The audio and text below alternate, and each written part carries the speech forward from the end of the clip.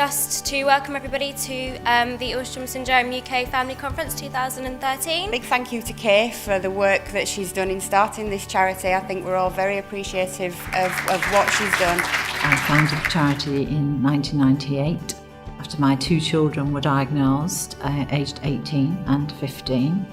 They'd had 4 incorrect diagnoses prior. And finally, when we got the correct diagnosis, we found that there were only 7 other children known at that time in the UK. And as I was studying law and specialising in charity law, I decided I'd start a charity for this condition. 2006 was the first time we were actually funded, and we actually got proper clinics, multidisciplinary clinics, one for children at the Birmingham Children's Hospital and for adults at then at Torbay Hospital. We did move last year to the Queen Elizabeth Hospital in Birmingham. UK patient group Alström Syndrome UK is leading an exciting 3-year, £350,000 research project aimed at deepening our understanding of Alström syndrome, improving diagnosis and management, while investigating the basic cellular disease mechanisms in AS patients.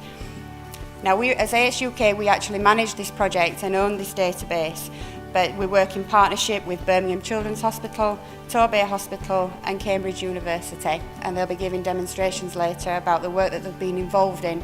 The conference has been fantastic this year. It takes a lot of organising, and we try and arrange a variety of different speakers. This must be my 10th or 11th Alström Family Conference, so it's really nice to be here for the day. What I want to do is I'm going to start with a timeline, just really looking back really over the last 10 years or so since the gene was identified. Alström UK has really, like many other patient support charities, enabled developments to be made and publicity to become available for general populace, schools, of course, don't forget blindness to the school and deafness to schooling is very important, social integration and all that. It's at the beginning, but we wouldn't be even at the beginning if AS UK hadn't developed all those facilities. Percent of persons with Alström affected by the ages of 20 to 40 years with different things, with different conditions. So severe loss of sight by the age of 20, can't perceive light or dark, is not 100%. It's about 90%. Adult cardiomyopathy, chronic kidney disease stage 5, the other stages of chronic kidney disease, which are where there's slight disturbance of the kidney but it's not kidney failure, and liver problems, which we had underestimated. Alström Syndrome UK is critical. There are actually a lot of very rare genetic disorders, and sadly most of them are not joined up in the same way that Alström syndrome is. And it's absolutely critical that the drive comes from good organisation from the patient side to actually drive the things that need to be done. So, although in many rare genetic disorders there are scattered laboratories trying to understand the science of the condition, and there are scattered doctors wrestling with the clinical problems, it's only really because of the efforts of AS UK that all those people have been brought together to pull in the same direction in the UK. And I think Alström syndrome has a much higher profile than many similar conditions because of that organisation. And with the coherence which comes from the patients and the doctors and the scientists all working together, I'm very optimistic there'll be a lot of progress in the next few years. I love coming to these sorts of conventions because it really is a properly democratic opportunity, if you like, to engage with the people that are affected by the condition. And it's a really good chance for doctors and scientists and patients to get together and talk about the same thing. And Alström UK have done a great job in producing this sort of conference, but it's a need which will carry on because, as I said, there are many rare genetic conditions, and it's important to keep shouting, to keep the profile up, or otherwise things can quickly drop from the radar. So these conferences are great in their own right to allow us to talk as a community of patients and doctors and scientists, but also they're critically important to help raise awareness in the outside world and send people back to their own parts of the country to make sure that people know about this condition. What is difficult is trying to balance the conference so that families get the medical and scientific information in a way that they can understand what's being told, because they need to be informed, that they're participating in research that's, and they need to be updated on that. But we need to balance that with everyday needs of our families. So we need to look at social issues about living with this condition and the kind of supports out there, and how we can influence that as well as a charity and support them through that. Our lab is focused on genetic diseases like Bardet-Biedl syndrome, but also of course Alström syndrome, out of which we have clinical studies in parallel with more cell-based studies. So what we've done is basically look around why the patients would be developing retinal degeneration, but also diabetic phenotype. So what we've done now is we've been able to get a pharmacological treatment for the eye phenotype, but we also have been able to identify how these patients would develop diabetic, for instance.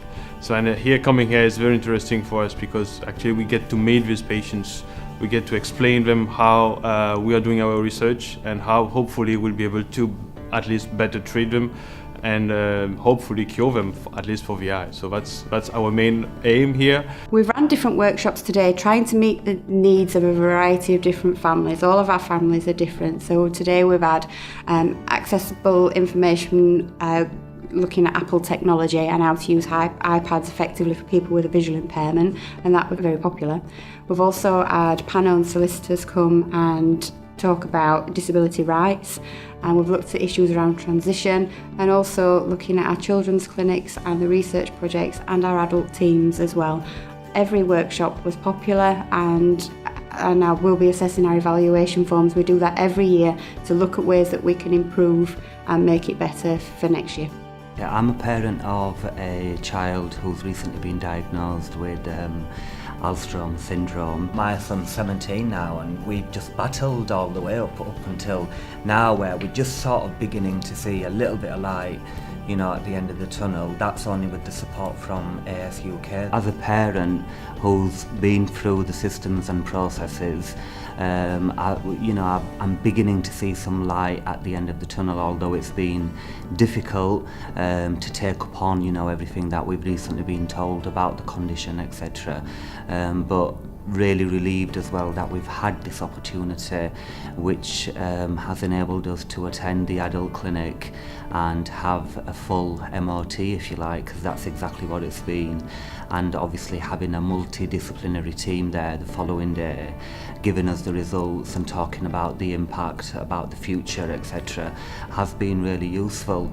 And just in terms of general support that parents need out there, in terms of, you know, dealing with schools and people like social services, in terms of care and support that their child need, Alstrom already, you know, I feel as though I'm seeing the benefits already, because they are there to support and advise and maybe go and attend meetings with, which are potentially difficult meetings, you know, talking about processes and stuff, and not always parents are aware of what their rights are or what they could have available to them. So for that reason, I think Alstrom have been absolutely instrumental. Liam Mackin is wonderful, and last night we held an awards ceremony. Liam Mackin won the Special Achievement Award. Maria Iqbal won the Inspirational Young Person, and her sister Aisha won a Supportive Sibling Award, which was lovely to be able to recognise their achievements. Liam is an inspiration. He is to me as a mother, and he is to a lot of our young people. He's so positive, and he's a fantastic positive role model with all that he's achieved.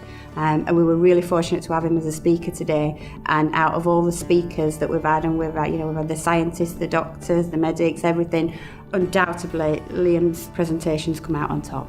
I think sometimes people have to take opportunities, whether they can see where they're going to lead or not, and I want to try and encourage people to take the opportunities they're given and to create opportunities for themselves, because you never know where things are going to lead.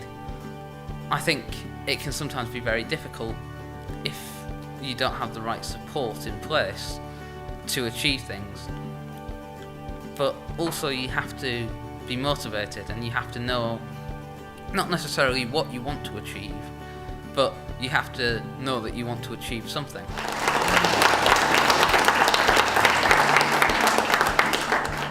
For further information, please contact us on 01709 210 151 or email kerry.leeson@alstrom.org.uk, or visit our website at www.alstrom.org.uk. Alström Syndrome UK would like to thank Genetic Disorders UK and Genes for Genes Day for funding the production of this DVD.